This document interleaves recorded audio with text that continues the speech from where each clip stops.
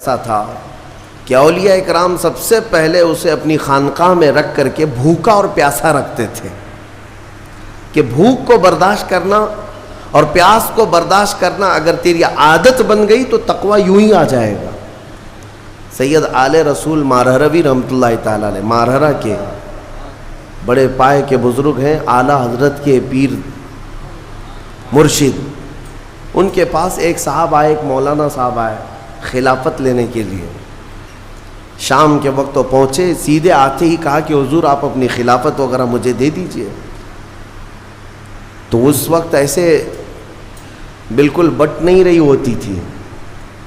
آپ نے کہا آپ آج تو آئے ہیں، مہمان ہیں ہمارے ہاں، رک جائیے خانقاہ میں، کل کو بات کریں گے، رات ہو چکی۔ اور حضرت نے اپنے خادم سے کہا مولانا کی اچھی خاطر تواضع کرو۔ رات کو ان کو ایک کمرے میں رکایا گیا اور ان کو خوب مچھلی کھلائی گئی۔ حضرت کا حکم تھا کہ انہیں مچھلی پیٹ بھر کر کے کھلائیں لیکن پانی مت دینا، اور ایک خاص قسم کی وہاں پر مچھلی ملتی ہے اتر پردیش میں، وہ مچھلی کھلائی گئی۔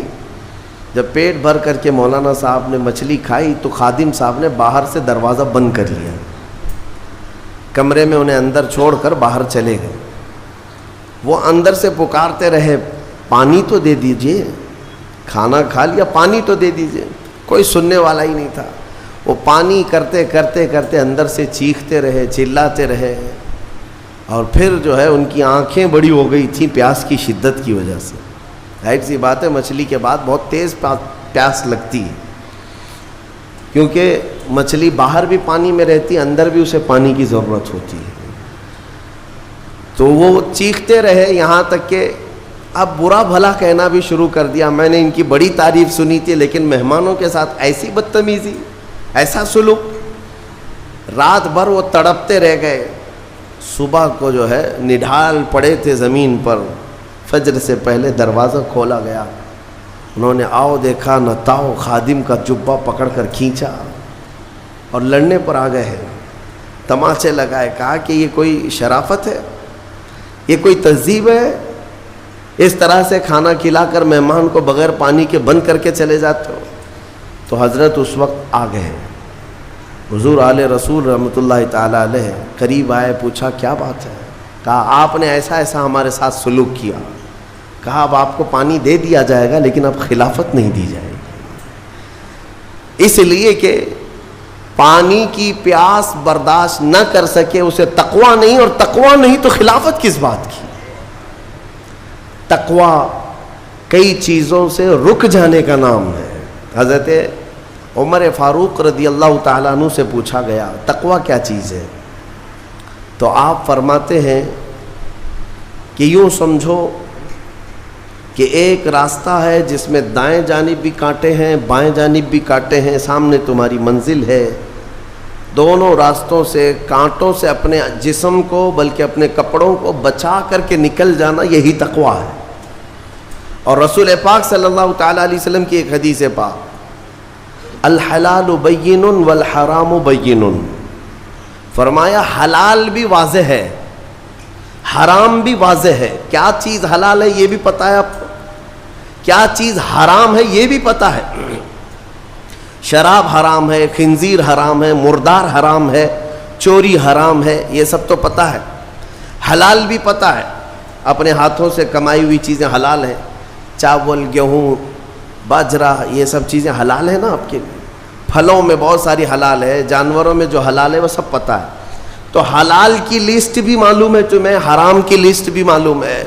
حضور پاک صلی اللہ علیہ وسلم فرماتے ہیں ان دونوں کے بیچ میں کچھ چیزیں ہیں جن کے بارے میں پتہ نہیں چلتا حلال ہے کہ حرام ہے، ان چیزوں کو چھوڑ دینے کا نام تقویٰ ہے۔ بعض لوگ کیا سمجھتے ہیں حرام کو چھوڑ دینا تقویٰ ہے۔ ارے میاں حرام کو چھوڑنا تو مسلمان کی شان ہے، ضروری ہے۔ تم شراب نہیں پیتے تو یہ تقویٰ نہیں ہے، یہ تو اسلام کا حکم ہے۔ تم جوا نہیں کھیلتے، چوری نہیں کرتے، یہ تو اسلام کا حکم ہے تمہارے اوپر۔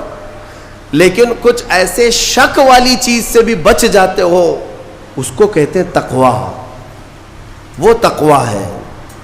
تقوی کی بہت ساری مثالیں ہیں، لیکن میں آپ کے سامنے ابھی رمضان کے متعلق عرض کرنے جا رہا ہوں کہ جیسے گزشتہ میں نے ایک تفسیر میں بھی عرض کیا، بعض لوگوں کو ایسا لگتا ہے کہ رمضان میں لوڈ شیڈنگ ہوتی ہوگی، کچھ خزانہ خدا میں بچت کے لیے لوگوں کو بھوکا اور پیاسا رکھا جاتا ہے، کچھ رزق بچا لیا جائے۔ نادانو، اللہ رب العزت جو پوری کائنات کا رزاق حقیقی ہے، اسے کسی چیز کی کمی نہیں ہے۔ یہ روزے جو فرض کیے گئے خزانے میں بچت کے لیے نہیں، بلکہ ہمارے جسموں کی اور ہماری روحوں کی اصلاح کے لیے، ہماری روحوں کی اصلاح اور جسموں کی اصلاح کے لیے ہمیں تقویٰ ملے۔ میں آپ کو بتاتا ہوں، ایک سوال میں آپ سے پوچھتا ہوں، آج رمضان میں یہ بہت ضروری ہے، کیونکہ رمضان ہونے کے بعد بھی سب کو پتا ہے کہ چاند دکھتے ہی اللہ شیطانوں کو قید کر لیتا ہے، یہ سب کو پتا ہے۔ حدیث پاک میں بھی سرکش جنات اور شیطان دونوں قید ہو جاتے ہیں، ان کو قید کر دیا جاتا ہے، جب تک چاند نہیں دکھے گا یہ نہیں آئیں گے۔ لیکن جو 11 مہینے ہم بلیم ڈالتے تھے شیطان پر کہ ہم سے برائیاں ہو گئی، گناہ ہو گئی، کیوں؟ ارے شیطان ایسا کرا دیا، شیطان ویسا کرا دیا۔ اب رمضان میں کون کرا رہا ہے؟ شیطان تو ہے نہیں، پھر فجر میں سوتا کیوں ہے؟ بغیر نماز پڑھے ٹانگ پھیلائے ویسی نماز قضا کر رہے ہیں۔ کون سا شیطان تمہیں سلایا؟ ابھی تو شیطان ہے نہیں۔ ابھی بھی بہت سارے لوگ چوری کا کھانا نہیں چھوڑتے، بہت سارے لوگ جھوٹ، دغا، غیبت یہ رمضان میں بھی نہیں چھوڑتے ہیں۔ تو یہ ان کو کون سا شیطان کروا رہا ہے؟ کون سا شیطان یہ برائیاں کرواتا ہے؟ اس کے جواب کے لیے ایک چیز سمجھنا ضروری ہے۔ یہ بات تو مشہور ہے کہ ساری برائیاں شیطان کرواتا ہے، ابلیس کرواتا ہے نا؟ لیکن آپ کو وہ واقعہ معلوم ہے جب آدم علیہ السلام کو اللہ تعالیٰ نے پیدا کیا اور سارے فرشتوں سے کہا کہ سجدہ کرو، کل ہی کی تفسیر میں میں نے عرض کیا، اس میں ابلیس بھی تھا۔ ابلیس بھی اس وقت بہکا ہوا نہیں تھا، گمراہ نہیں تھا، وہ اچھا تھا۔ ابلیس تو بہت عبادت کرنے والا تھا اللہ تعالیٰ کی، تو اس نے اللہ کے حکم کو ٹال کر آدم کو سجدہ نہیں کیا، غرور میں کھڑا رہا، نافرمانی کیا۔ تو اب میں یہ سوال کرتا ہوں کہ ہر ایک کو گمراہ کرنے والا شیطان ہے، تو شیطان کو کس نے گمراہ کیا تھا؟ اس کو کس نے روکا سجدہ مت کرنا آدم کو؟ کوئی ہے بہکانے والا؟ ارے وہ تو پہلا ابلیس ہے، اس سے پہلے تو کوئی ابلیس تھا ہی نہیں، اس سے پہلے تو کوئی شیطان تھا ہی نہیں۔ شیطان کو کس نے روکا کہ تو بڑا ہے، تو بلند ذات والا ہے، آدم مٹی سے بنا ہے؟ یہ خیال کس نے ڈالا؟ کون سا شیطان تھا اس سے پہلے؟ یہی بات سمجھنے کی ہے۔ محدثین نے مفسرین نے فرمایا، ابلیس کو جس چیز نے سجدہ کرنے سے روکا وہ نفس امارہ ہے، وہ نفس ہے جو آج بھی تمہارے ساتھ ہے۔ ہاں، شیطان تو قید ہو جاتا ہے رمضان کے شروع ہوتے ہی، لیکن نفس تو ساتھ میں رہتا ہے۔ اب پتہ چلا کہ رمضان میں جو کچھ بھی غلطیاں یا کوتاہیاں یا گناہ کچھ لوگوں سے سرزد ہوتے ہیں تو یہ نفس کے پجاری ہیں، نفس ان کے ساتھ ہے، یہ نفس کی غلامی میں آ گئے اور نفس کے شکار ہو گئے۔ اسی لیے قرآن میں اللہ تعالیٰ نے اپنے رسول سے بھی یہ فرمایا، اَرَأَيْتَ مَنِ اتَّخَذَ إِلَٰهَهُ هَوَاهُ أَفَأَنْتَ تَكُونُ عَلَيْهِ وَكِيلًا۔ اے رسول، کیا آپ نہیں دیکھتے کچھ لوگ ایسے ہیں جنہوں نے اپنے نفسانی خواہشات کو اپنا خدا بنا لیا ہے، اپنی خواہشات کو اپنا خدا بنا لیا ہے۔ اے رسول، کیا آپ ایسوں کی سفارش کریں گے، ایسے لوگوں کی وکالت کریں گے؟ یعنی رب تبارک و تعالیٰ نے فرمایا کچھ لوگ وہ ہیں جو اپنی خواہشات کی پوجا میں ہیں۔ کیا مطلب خواہشات کی پوجا؟ کیا مطلب ہے اپنے خواہشات کے پیچھے چلنا؟